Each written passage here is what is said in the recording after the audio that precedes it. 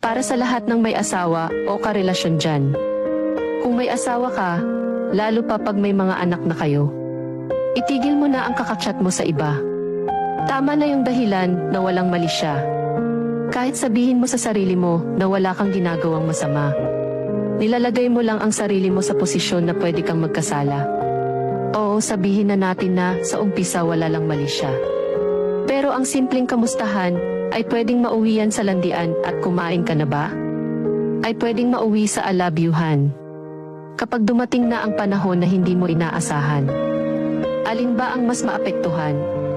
Relasyon at samahan, hindi lang yan.